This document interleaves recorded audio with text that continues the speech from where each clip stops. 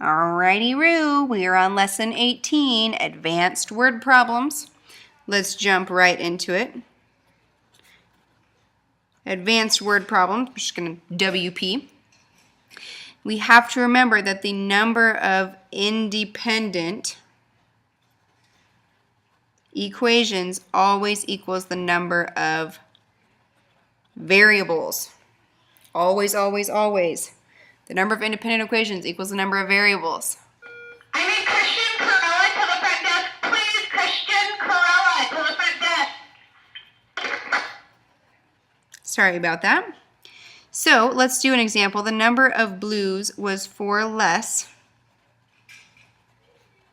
than the sum of the whites and the greens. Also, the number of greens equaled the sum of the blues and the whites. How many of each were there?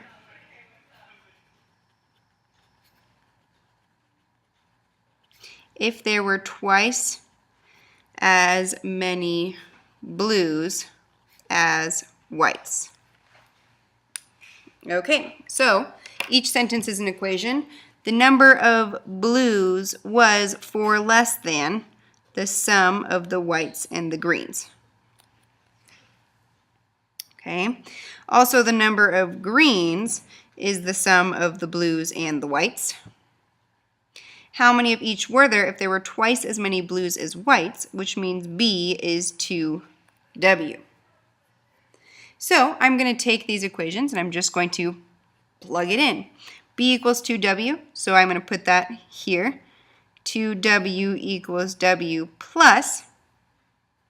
Now I know that greens is B plus W, which is 2W plus W. And I can plug that in for greens here. So plus 3W minus 4. So I get 2W is 4W minus 4. I'm going to add the 4 to both sides and subtract 2W, leaving me with 4 equals 2W. So W equals 2. If W equals 2, then B's equal 4. And then greens equal 6. Okay? There's not much more to it than this.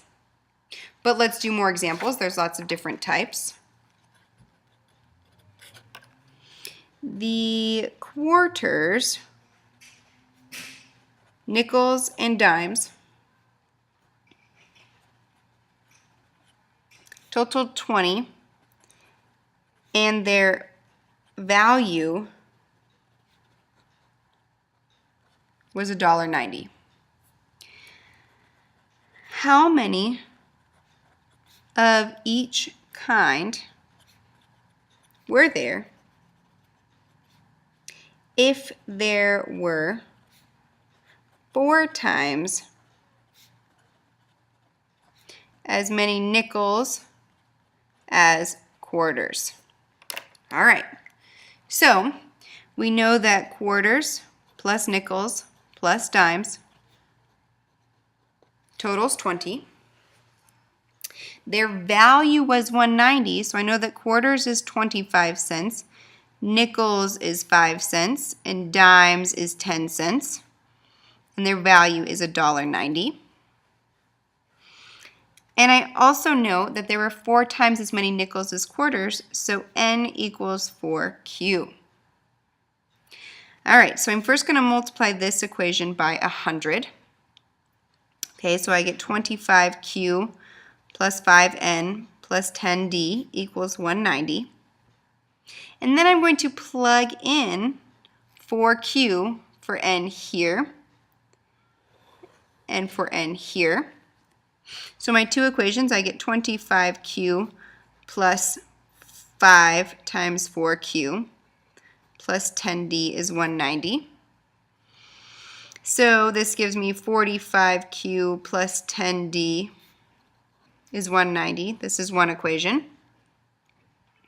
Then I will have Q plus 4Q plus D is 20. So 5q plus d is 20. That's my second equation. Now, I'm going to use elimination. Doesn't matter what you do. I'm going to multiply this equation by minus 10 and put it under here. So I will have minus 50q minus 10d equals minus 200. My d's cancel, leaving me with minus 5q is minus 10. So q is 2. 2 quarters, which means n is 8, which tells me that d is 12. Okay, the key is getting it down into smaller problems. Okay, let's do a new type of example. Okay, direct variation.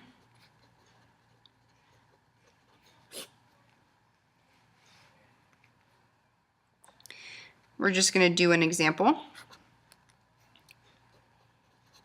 Reds varied directly as blues squared and inversely as greens.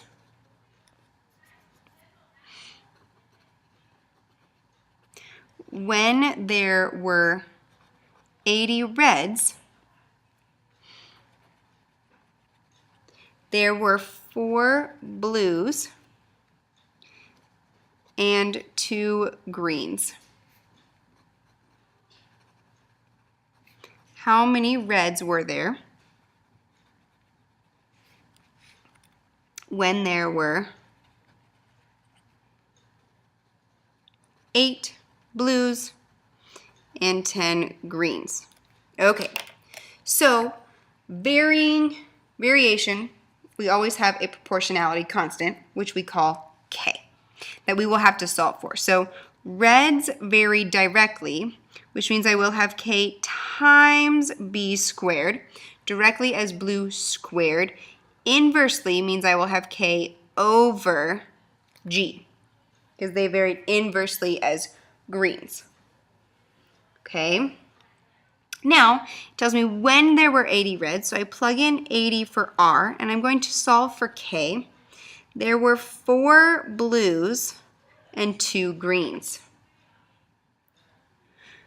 So I get 160 equals 16K.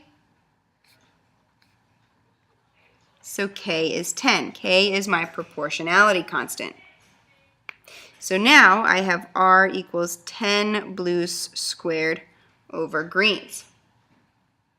And I want to know how many reds were there. So reds equals 10. 10 is my proportionality constant. It doesn't change. When there were 8 blues, so I plug in 8 here, and 10 greens. Well, lucky for us, our 10s cancel, and that gives me 64 reds. Okay. All right, we got a couple different types of problems, so hang in there.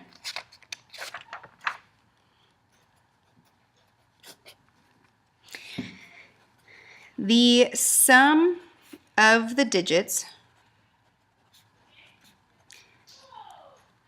of a 2-digit counting number is 5. When the digits are reversed,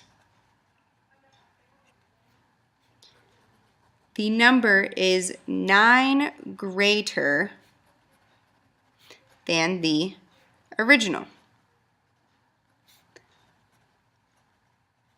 What was the original number? Okay, so the sum of the digits of a 2-digit counting number. 2-digit counting number means we have our tens place and our units place. Okay, and I'm adding those digits together, and it tells me that their sum is 5.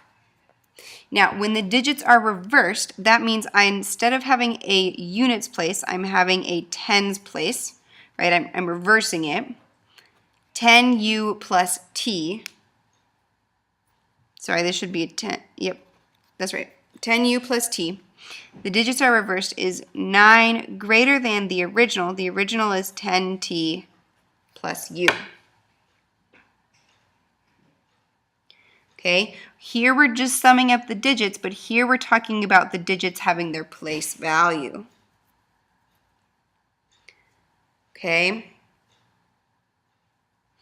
Now, I'm going to solve this top equation and say t is 5 minus u, which I'm going to plug in here. So I'll have 10u plus 5 minus u equals 9 plus 10 times 5 minus u plus u. So I get 9u plus 5 is 9 plus 50 minus 10u plus u. So 9u plus 5 equals 59 minus 9u.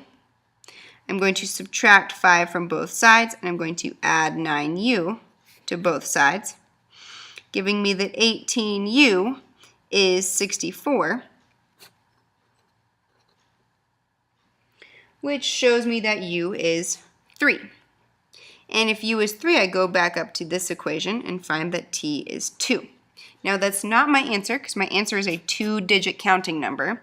So t is my tens place, u is my ones place, and my number is 23. Okay. All right, just a couple more examples. That was example 4. So here's example 5. Chemical mixture problems. To get 1,000 gallons of a mixture that was 56% alcohol, it was necessary to mix a quantity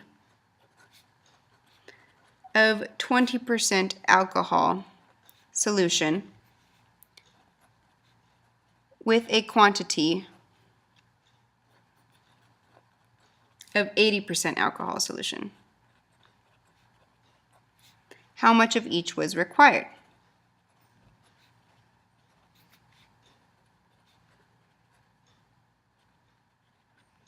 So this is just like our nickel and dime problems. Okay, I have two solutions. I'm going to say X is my gallons of 56% alcohol, and Y is my gallons, of 20% alcohol, and Y is my gallons of 80% alcohol. And I know that I have 1,000 gallons of a mixture, so X plus Y gives me 1,000. Okay, now I know that X is 20% of a solution, Y is 80% of solution, and my final is a 56% solution. I have percent times amount plus percent times amount equals percent times amount. Amount plus amount equals amount. You have to keep it consistent. Okay, now I'm going to multiply this equation by 100. Giving me 20x plus 80y equals 56 times 1,000. You could multiply that out if you want. Okay. And I'm going to use elimination, so I'm going to multiply this equation by minus 20. So I have minus 20x minus 20y equals minus 20 times 1,000. If I add them together, these cancel, leaving me with 60y equals 36 times 8,000. And I divide both sides by 60. Giving me, if one of my zeros cancel, 36 divided by 6 is 6 times 100. Gives me 600 gallons of Y. Now I've already labeled my variable as Y is gallons of 80% solution, so I don't have to change it from here. I can just say Y is 600 gallons of that solution. Okay, if you did not label it, then you need to say of 80% solution. And then we know that X is 400 gallons. Okay. All right, 2 more examples.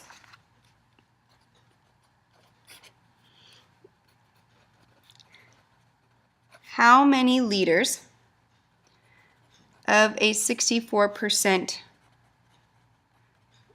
glycol solution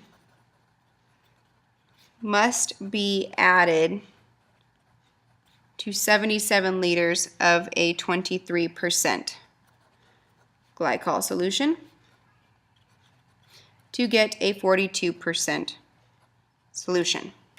Okay, so I'm starting with I'm adding a 64% solution to a 77 liters of a 23% solution. So I have 23% solution and I have 77 liters of that. I'm adding to that a 64% solution of some amount of liters. I'm going to call it X. And I'm getting a 42% liter solution, and the liters that it is 77 plus X. I started with 77 and I'm adding X onto it. Okay. Now I'm going to multiply everything by 100, giving me 23 times 77 plus 64X equals 42 times 77 plus X. Okay, so you can multiply these out. We distribute here. And we get 23 times 77. I'll have 1771 plus 64X equals 42 times 77, which gives me 3234 plus 42X. I'm going to bring my 1771 over, and I'm going to bring my 42X over. And I will have 22X equals 1463 divided by 22. And I will be adding 66.5 liters of 64% solution. Okay? All right, last example.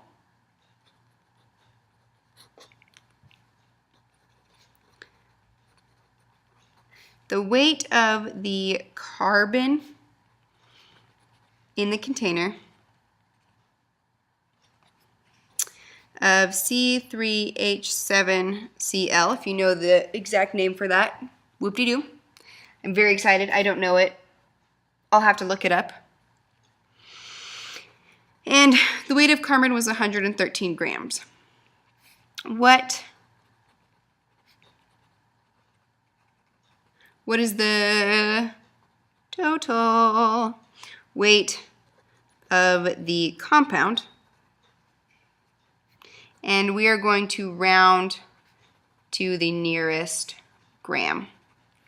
Okay, now you will also be given that C is 12, H is 1, and Cl is 35, which is important because I have to find my weight of this compound, right? I have 3 carbons, which each weigh 12, so it means 36. I have 7 H's, each weigh 1, which gives me 7. And I have 1 chlorine, which weighs 35, giving me 35, a total of 78. Okay? So then I need to set up my ratios. I know that I have 36 carbons, so 36 out of my 78 is to carbons on top. I have 113 out of my total, and I'm looking for my total. So I cross multiply and I get 36T equals 78 times 113. Divide by 36, and I get T is 244.83 grams. Okay. The hardest part about these lessons is remembering all the different types of word problems you can have and how to manipulate all of them. But this lesson is a really good way to remember. Remember, if you have any questions, bring them to class and we will go over them. But for now, good luck on the rest of your homework.